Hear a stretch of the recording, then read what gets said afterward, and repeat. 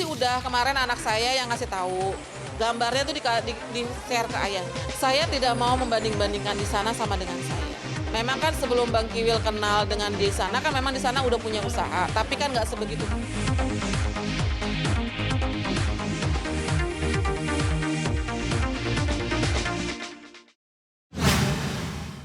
Alhamdulillah kabar saya baik, sehat, tetap harus ikhlas, tetap harus sabar, tetap harus semangat.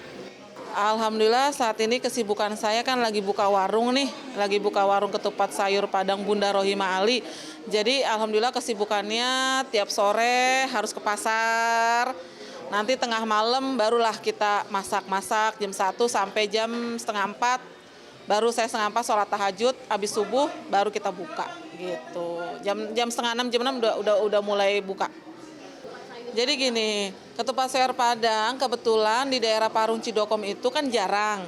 Ada pun jauh gitu. Kalau ketupat sayur Betawi walaupun yang Betawi banget itu nggak ada, tapi banyak yang jual di daerah situ dan nasi uduk Betawi juga banyak. Jadi saya ngambil yang memang jarang dan agak jauh tempatnya dari tempat saya gitu loh. Makanya saya udah kebetulan, saya kan 22 tahun nikah sama orang Padang. Jadilah mengertilah dikit-dikit tentang masakan Padang. Dan saya terbesit ingin buka warung ya ketupat sayur Padang. Tapi nggak hanya ketupat sayur Padang aja sih, banyak yang lainnya kayak hamburger,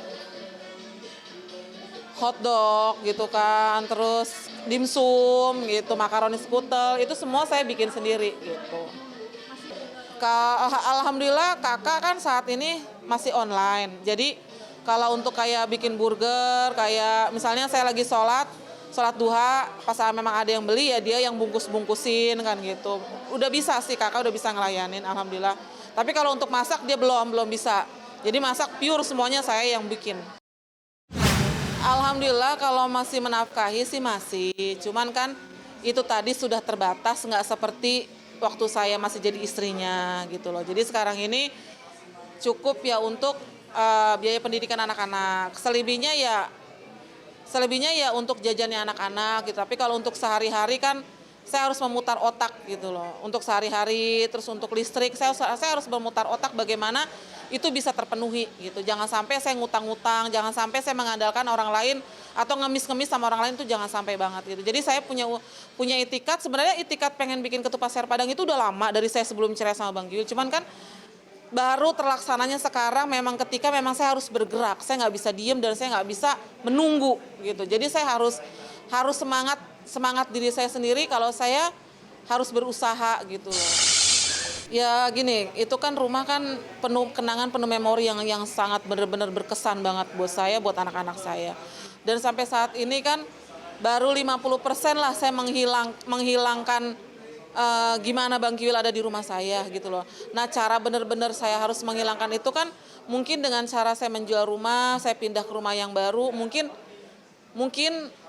akan sendirinya hilang gitu loh memori saya, karena memang kita sudah berpindah tempat. Jadi ya terbersihnya seperti itu. Yang kedua, saya juga kan pengen punya usaha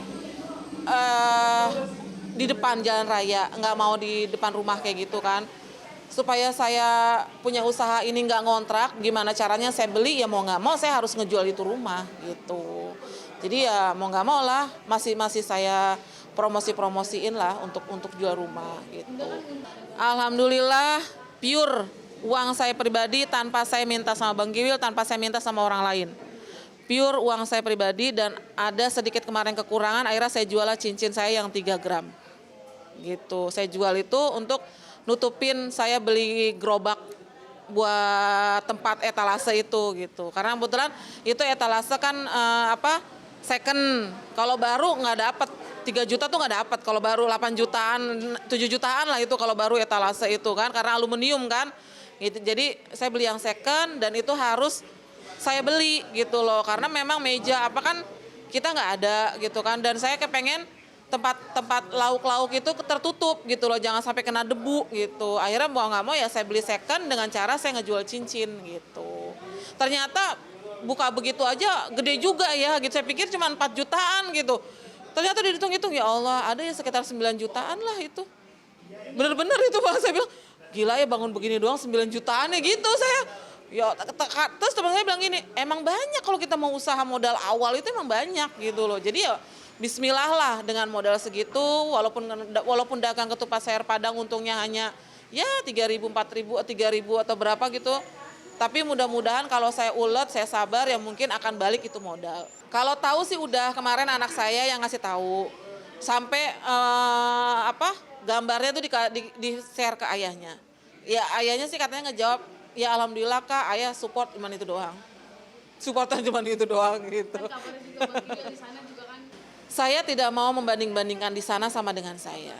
Memang kan sebelum Bang Kiwil kenal dengan di sana kan memang di sana udah punya usaha, tapi kan nggak sebegitu besar. Yang saya tahu gitu loh. Karena memang ada orang sana juga fotoin dari awal dia bisnis seperti apa sampai sekarang seperti apa gitu kan. Jadi saya pun nggak mau terpancing dengan orang yang memberikan foto itu ke saya gitu kan. Jadi saya berpikir saya tidak membanding-bandingkan usaha saya dengan di sana. Saya pun juga tidak mau dibanding-bandingkan usaha saya dengan di sana. Saya nggak mau gitu loh. Jadi ya usaha di sana ya di sana, usaha saya ya saya gitu aja. Saya menjalani semua ini pure semata-mata karena memang saya harus bergerak gitu loh. Saya harus punya usaha. Walaupun dari usaha kecil ini ya mungkin nanti yang lambat laun akan menjadi besar. Kita doa aja. Yang penting kita punya semangat aja. Kalau anak-anak kemarin terakhir itu si kakak nelpon itu sekitar seminggu yang lalu. Itu pun nelponnya pakai handphonenya madangnya karena kebetulan kan abangnya Bang Kiwil kan ke sana ke Bandung nengokin gitu kan. Nah, di telepon ke madangnya. Madang itu abangnya Bang Kiwil gitu. Itu diangkat karena nelponnya ke madangnya gitu loh dan handphone itu dikasihin ke ayahnya, ngomong bicara. Begitu madangnya udah balik lagi ke Jakarta susah lagi anak-anak hubungin. Terbatas, anak-anak terbatas. Kalau saya pun saya kan udah nggak pernah komunikasi sama dia. Bukannya saya nggak mau, bukan. Saya menjaga jangan sampai salah paham. Itu aja makanya saya berusaha tidak mau nelpon Bang Kiwil yang keadaan seperti ini saya nggak mau gitu. Takutnya nanti salah paham aja gitu loh. Makanya saya pun juga nggak nyuruh anak-anak kamu telepon ayah Gi, nggak. Mereka yang punya inisiatif sendiri untuk nelpon bapaknya. Si abang, karena kan sempat kemarin itu belum ditransfer sama bapaknya kan. Jadi dan dia pun juga harus kesana kemari harus punya bensin. Nah gimana caranya punya bensin? Jalan satu-satunya ya dia Gojek seperti itu gitu loh. Alhamdulillah ya uang bensin dia dapat, uang ngasih ke bundanya juga ada gitu kan. Buat dia makan juga di warteg juga ada, alhamdulillahnya gitu loh. Tapi kan sekarang ini dia udah masuk kuliah, jadi saya ngelarang nggak boleh gitu. Jangan udah stop karena kamu udah mulai kuliah, karena udah mulai sibuk jadi stop jangan ngojek-ngojek. Gitu.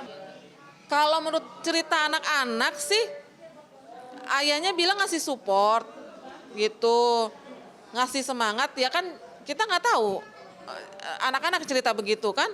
Jadi saya oh ya udah kalau emang ayah ngasih support ya udah kalian semangat aja, udah gitu aja sih saya. Yang penting kalian baik-baik aja gitu. Saya juga bilang sama anak-anak ya doakan juga buat Bunda di sini selalu sehat buat Bunda juga tetap sehat, tetap sabar, tetap kuat, tetap semangat buat kalian semua gitu.